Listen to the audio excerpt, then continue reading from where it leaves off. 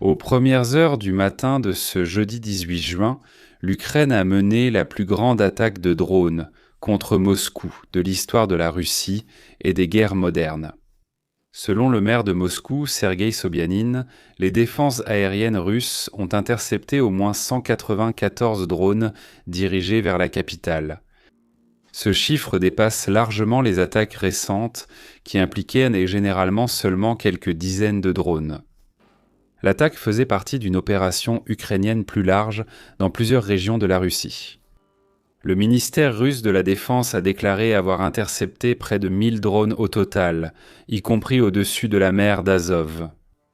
En conséquence directe, les vols dans tous les principaux aéroports de Moscou ont été temporairement suspendus. Parmi les principales cibles figurait la raffinerie de pétrole de Moscou, située dans le district sud-est de Kapoutynia, à seulement 15 km du Kremlin. L'installation avait déjà été frappée par l'Ukraine le mardi précédent. Diverses images montrent des militaires et des civils russes tirant et lançant des missiles portables Igla-S depuis le sol pour tenter d'intercepter des drones qui s'approchèrent des raffineries avec d'épaisses colonnes de fumée noire s'élevant vers le ciel. Un autre enregistrement impressionnant capture une grande explosion qui a secoué une partie du complexe pétrochimique, arrachant le toit d'un grand réservoir de carburant et le projetant en l'air. Les habitants de la région sud-est de Moscou, près de Kapoutynia, ont rapporté s'être réveillés avec une série d'explosions, une fumée épaisse et une forte odeur de brûlé aux premières heures du matin. Les habitants ont rapporté des scènes chaotiques, comme des mouvements de panique et une odeur terrible de soufre, nuisant à la qualité de l'air et rendant la respiration difficile à l'intérieur de leurs appartements et maisons. L'attaque, qui a fait au moins 17 blessés, faisait partie d'une offensive ukrainienne plus large sur une vaste zone de la Russie, les défenses aériennes ayant intercepté près de 1000 drones, selon le ministère de la Défense lui-même. Les vols dans tous les principaux aéroports restent suspendus. Le président ukrainien Volodymyr Zelensky a affirmé que les attaques avaient été menées par un groupe parmi les plus justifiés en réaction au bombardement. L'odeur de brûlé, touchée par l'incendie, n'a pas épargné le complexe historique du monastère classé par l'UNESCO au cœur de la capitale Kiev. Dans des déclarations aux journalistes, Volodymyr Zelensky a déclaré « Nous ne voulons ni cette guerre ni le danger que représentent dans les avions. Nos partenaires le savent. Mais si l'Ukraine est en flammes, alors Moscou le sera aussi. C'est pourquoi nous soulignons une fois de plus qu'il est temps de mettre fin à l'agression. Il est temps de mettre fin à cette guerre. » L'Ukraine a intensifié ces dernières semaines ses attaques à longue portée contre les infrastructures énergétiques russes. Zelensky présente cette stratégie comme essentielle pour faire pression sur Moscou afin de mettre fin au conflit. En représailles immédiates, la Russie a tiré au moins 7 missiles et 239 drones contre l'Ukraine, selon l'armée de l'air ukrainienne. Les attaques russes ont touché une maison particulière, une installation d'infrastructures énergétiques, un hangar et des installations pétrolières dans les régions de Kiev et de Poltava.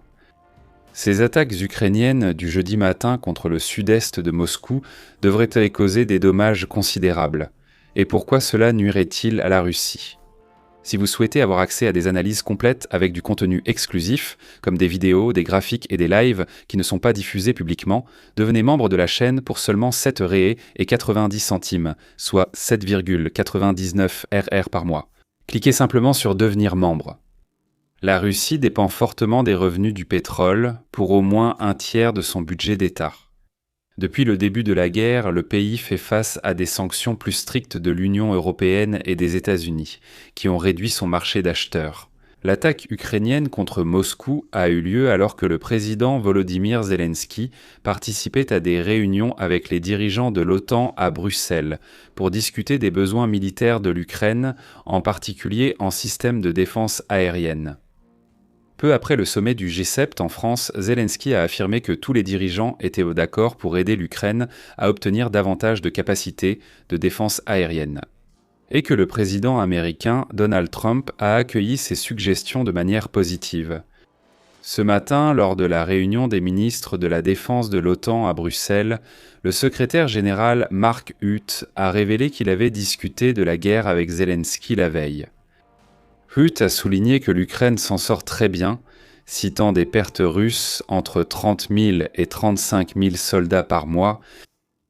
Mark Rutte a ajouté que les discussions se poursuivent avec tous les alliés afin de garantir que l'Ukraine dispose de ce dont elle a besoin, y compris des intercepteurs de missiles et des systèmes d'armes.